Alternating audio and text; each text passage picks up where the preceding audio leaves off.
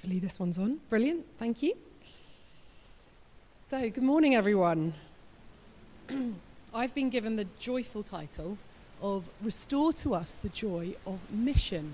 And we've been, over the past few weeks, thinking about God restoring to us the joy of lots of different things. And when I was asked to speak on Restore to Us the Joy of Mission, I thought, I think I've got one of the tricky ones for a number of different reasons. Partly because I'd look back at my own journey of faith, 15-year-old Catherine, if I'd been told I needed to find the joy of mission, I would have thought, I don't think that's for me. I'd prefer to hang out with my Christian friends, but I don't think mission's really for me. And I think there's lots of points in my journey of faith where I thought, mission, big word, lots of images conjured up, but I don't think I fit within that. But actually, what I want to share with you today, hopefully, will be an encouragement that actually it's not as big and scary as we might think it is, and that actually there genuinely is joy to be found in participating in the mission that God has in this world and being part of his story to transform lives, to transform society. And it's exciting to be part of that. So as we begin today, I wonder what you think of when you think of the word mission.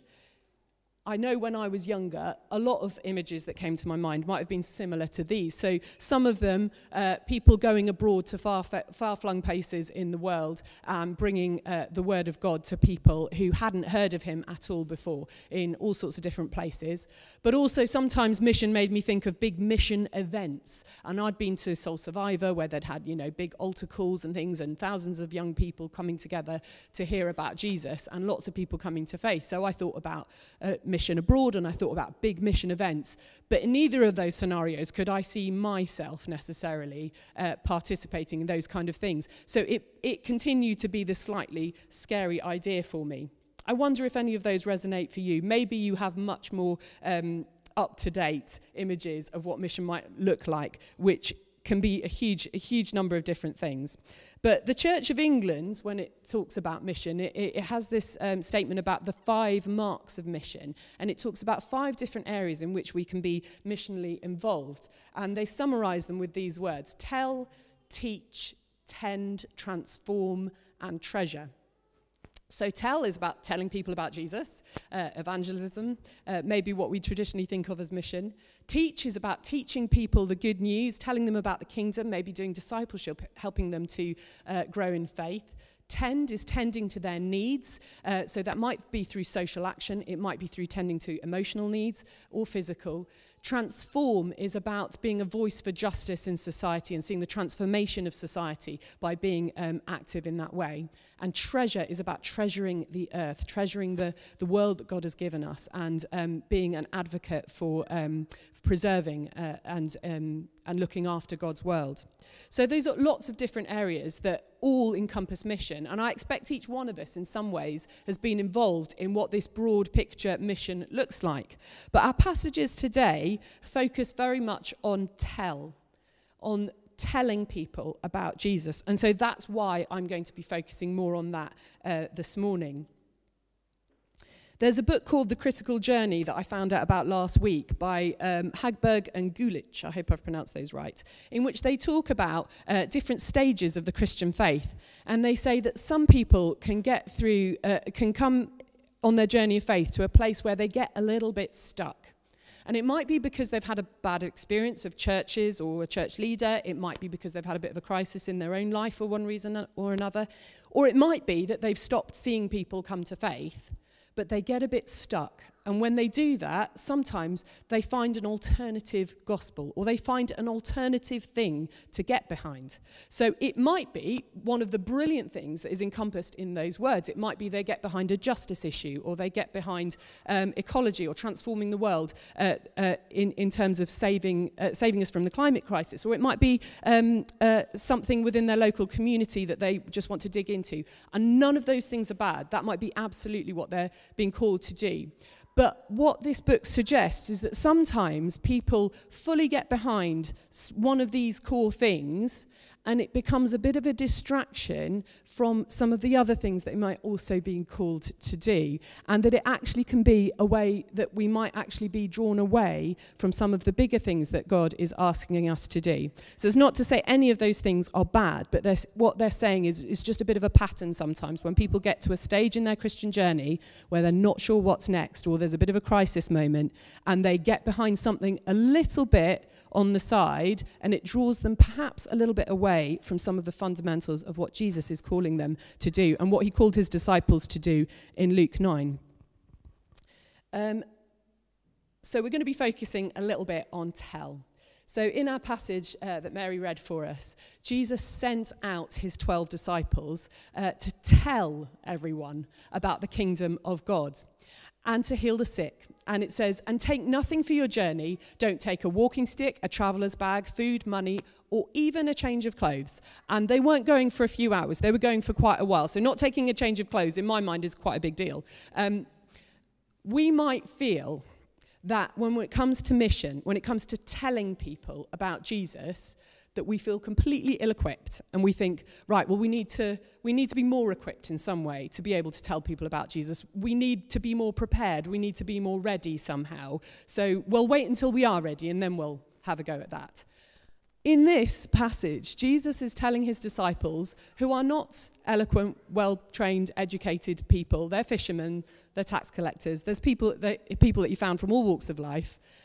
They've not had a lot of training. They've not had a lot of time to prepare. And he's sending them out even less prepared. He's saying, don't take the things that you think you might need. I wonder why he says that. Why does Jesus send them out without the resources that we might think are so essential to going out on mission, going out and speaking to people? Well, my suggestion would be that Jesus wants them to rely on him. He doesn't want them to think, I can manage this on my own, because the truth is they can't. Jesus doesn't want us to think, I can go and tell people about Jesus on my own, in my own strength, with my own resources, because I'm really clever, or I've got lots of knowledge, or I've got the right answers. That's completely not how it is. He wants us to go knowing that we have to rely on him, knowing that we need him to give us the words to say, to give us the opportunities, to give us the windows to be able to speak to people. And it doesn't have to be big, long, eloquent speeches like Peter gave to the big crowd of people after the disciples were filled with the Spirit. It could be, God answered a prayer for me this week. It could be, I go to church because I find it's really nourishing for my soul. It could be, yeah, actually, Jesus really helped me then, and he can help you too. It could be something very small and simple. And most people who come to faith don't have a lightning bolt experience. They have a journey. And along that journey, there are several links in the chain which help them grow a bigger and bigger picture of who God is and the difference that he can make to their lives. And one word or one sentence from each of you could be one link in that chain for somebody who then builds towards an experience of faith in Jesus. It doesn't have to be big or scary. If you feel unprepared, that's exactly how Jesus wants you to feel, because he wants you to be fully reliant on him. We need to be fully reliant on him.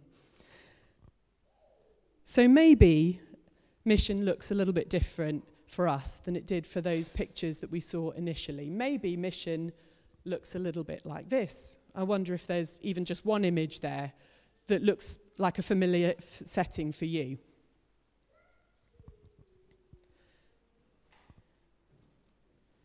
And of course, mission isn't about just talking to people, meeting with people who are in our own age and stage of life. It's people from all different generations.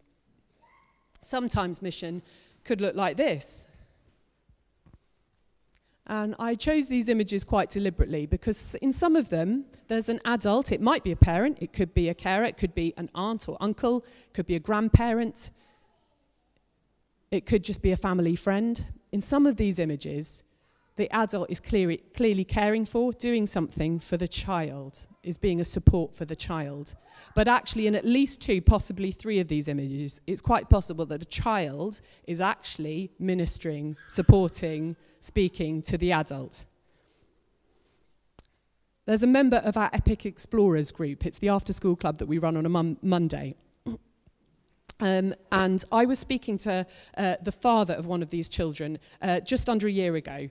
We were going for drinks in the pub with some of the other parents from Greystones, and I got chatting with him. And he's not from a faith background at all, and he said that over the last 3 or 4 months, he'd really, really struggled at work, to the point where he was coming back every single day, really stressed, grumpy, down, and it was having an impact on his family. And he said his daughter, who had been to Epic Explorers, came back one day and she put her arms around him and she said, "Daddy, it's going to be okay. Jesus loves you." And my eyes welled up at the time. I thought that is amazing. And he said that made such a difference for him. He doesn't really know where he's at with his faith. He's still questioning a lot of things. But it made such a big impact to him that his daughter said to him, "It's going to be okay, Dad. Jesus loves you." And I just think that was so simple, so beautiful, and it massively impacted him. It's not true that we have to be prepared, or even an adult, to be missional. There's things that children will be doing, can do, are very equipped to do, which can have a huge impact on the lives of other people. So sometimes mission looks a bit like this.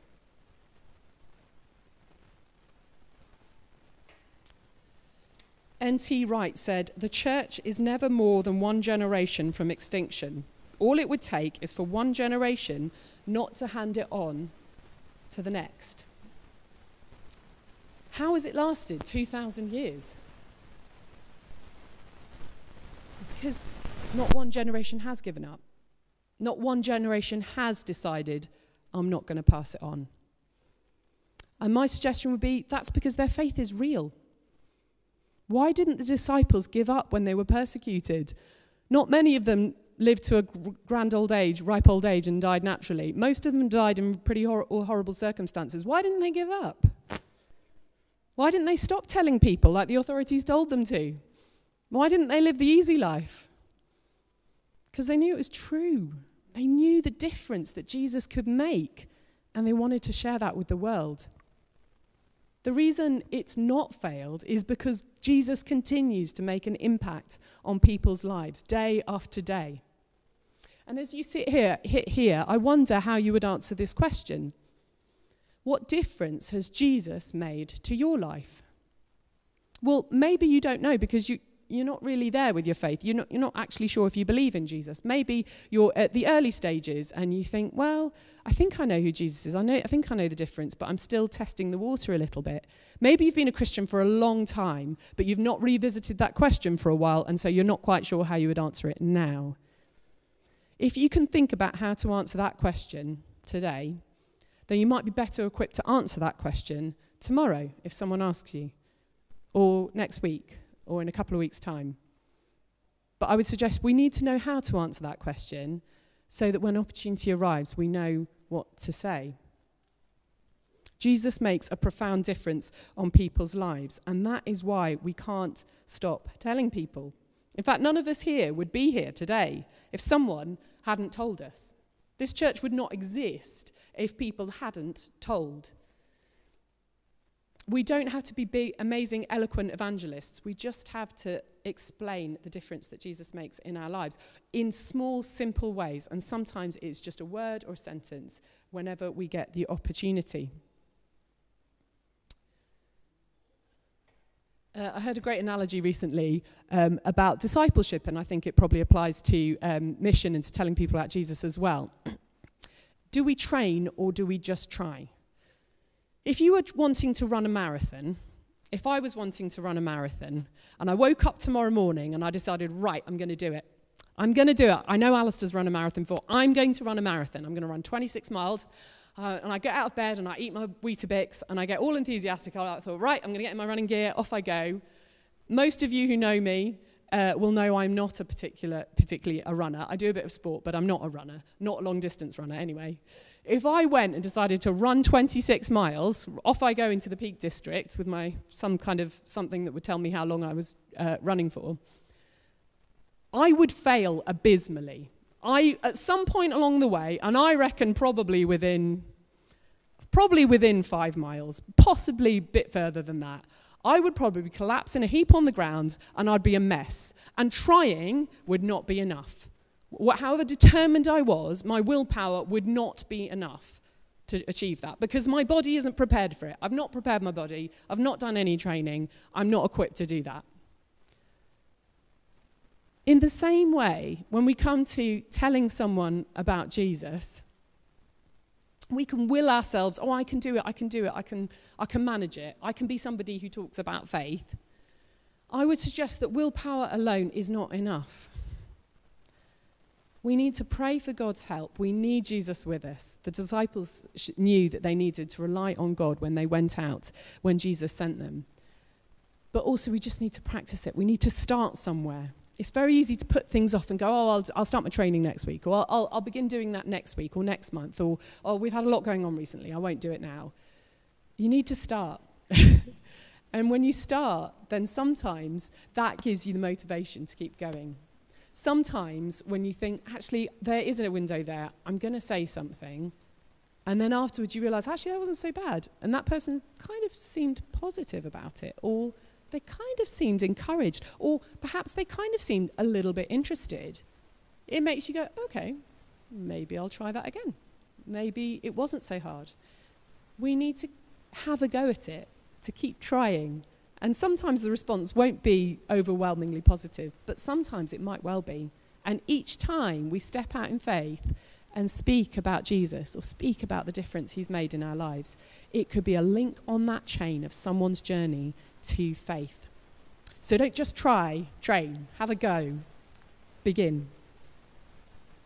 In 1 Peter 3:15, a fairly well-known verse, it says, always be ready to give an answer to everyone who asks you to give the reason for the hope that you have. If Jesus has come into your life, you have hope. It resides within you. It is a part of who you are. Hope for what he can do in the world now. Hope for the difference he can make to your life in the future. Hope for the people around you. Hope for the ending of the world and the new heavens and the new earth. Hope for life beyond the grave. You have hope in you. If someone asks you, why do you have hope? We need to have an answer ready. It's very hard to make things up on the spot. I know I find that really difficult. Maybe you do too. If we can think a little bit about, why do I have that hope? And if we have an answer ready for that, that might give us a little bit more confidence when a window opens, when an opportunity is there to speak to someone. I've mentioned this at the beginning. It's a genuine joy. Now, however much I talk about sharing faith and being missional and telling people about Jesus, if you've never experienced that, if you've never seen someone come to faith and seen the difference it makes to their lives, it's going to be very, very difficult for me to explain to you that this can be a joyful thing. But if you have seen that, if you have seen someone come to the faith, if you have seen the difference it makes to their lives, then you'll get this. And if you haven't, maybe you need to try to be part of that link on the chain so that you will see it and so you will get it. And then you will realize how joyful it can be. That is a picture from our Epic Explorers group. And I've mentioned one of the children there that had a profound impact on her father. But actually, I want to tell you a little bit about another story. In 2018, we were at All Saints Ecclesall up the road, and they hadn't done Alpha for a long time, and I said I'd be willing to help out on Alpha when they were starting it up again. And in the first one, there was a couple actually, who did Alpha, and it really made a big difference to them. He was a painter decorator, she was working as a manager in an estate agent. And because she did Alpha on one night, and then the next morning, she had her team meeting, often members of her team would be like, oh, hi, what did you do last night? And she would say, oh, well, I went on Alpha. And it started to become a bit of a weekly thing that she would get asked, well, what did you learn on Alpha? What did you do on Alpha yesterday? And instead of having a team meeting about the estate agency business, their Wednesday morning meetings kind of evolved into a what's happening at Alpha yesterday meeting. And her group started to become really interested in what was going on. And 2 of them said, can I come? And she said, no, you can't come. Well, she said, well, you can't come on this one because you'll have missed 4 things. You have to do the whole thing. You have to do the whole course. So I'll ask if you can go on the next one, but you can't do it now because you'll have missed some really good ones. So no, I'll hold out for the next one. The next Alpha course, again, I was involved. These 2 other people came along. One of them, very intelligent young woman, and beautiful, lovely person, but her confidence was really low confidence. She had at one point wanted to go to university. Life circumstances didn't come together and she didn't go. She'd actually had a really hard time. She'd had a long-term illness, and she'd also had a recent quite big injury to her leg and recovered from that. And she'd had a long-term relationship that hadn't worked out. All sorts of things were feeding into her lower self-esteem. But she came to Alpha and she really enjoyed herself. And she came again, and she came again. And it started to become the highlight of the week for her. And she heard that if she was the only person in the world, Jesus would have died for her. He loves her that much. And bit by bit, her sense of self-worth, her sense of value grew and grew and grew. At the end of Alpha, she wanted to get baptized and become a Christian. She came to faith. And she, to this day, is one of the most encouraging, joyful, wonderful people in my life, who gives me a huge amount of encouragement in my faith because I've seen the transformation that it made in hers. She just graduated from her university degree on Thursday, and she's doing a master's next year. Something that she didn't think she'd be able to do before she became a Christian. So if you see Sarah Waller anytime soon, tell her congratulations on your university degree, because it is amazing the journey that she's gone on and the difference that it has made to her life. And I can't tell you how much joy that has brought me to see that in her. I have got permission to share this story. And how much of encouragement it's been on my own faith to see what God has done in her and through her. If you haven't seen that transformation journey in someone, start telling people about what difference Jesus makes to you, because it could be part of their journey, and it is such a privilege to see what Jesus can do in someone's life when they say yes to him. It is a genuine joy. I'd like you to think for a moment about someone influential in history, someone that maybe is a bit of a hero for you. It could be William Wilberforce or Martin Luther King, or maybe it's, for me, I really like Jane Austen. She's a bit of a favourite. Okay, she didn't transform the world in social action, but I love her writing. You think of someone in history who is really influential, who you admire for one reason or another. Now imagine that someone went through their belongings and discovered a letter that had never before been read, that they had written, and in that letter, they're talking about you. I don't know how they knew about you coming in the future, but they're talking about you in that letter. How would that make you feel? I think I'd be like, wow, that's pretty amazing. Don't know how that works, but pretty amazing. In this passage in John, Jesus is praying for his disciples, but at the end of this section, he says, I am praying not only for these disciples, but also for all who will ever believe in me through their message. Jesus is praying for us, for you, for me. Thousands of years before we came into existence, Jesus was thinking about us. Jesus was thinking about you, and he was praying for you. Mission might seem a difficult thing for you. It certainly felt like a difficult thing for me. But Jesus is with us. He's praying for us. He will equip us for that. We are not alone, and we can rely fully on him. I'm rounding up now. St. Augustine said, without God we cannot, without us God will not. I've got a map here that I've kind of scanned in sections, so it's a bit wibbly in the middle because of the joining page, from a book called The Infographic Bible. And it is a fascinating book. It puts lots of facts and information from the Bible into very graphical images, so you can understand them in pictorial pictorial ways, and they're really, really fascinating. There's a great one I'll show you another time of the Old Testament prophecies being fulfilled in Jesus' life and these hundreds of lines joining up. Anyway, this one I thought was more relevant for today. This is an image of where Jesus' followers went. So these are people who actually knew Jesus. So it doesn't include Paul. It's people who knew him in his lifetime on earth before he died, and where they went. So all the red dots are his disciples. The yellow dots, there's 3 of them very close together, are Martha, Mary, and Lazarus, and Joseph of Arimathea, who was one of the religious leaders who also provided a tomb. The tomb for where Jesus was laid is the green one.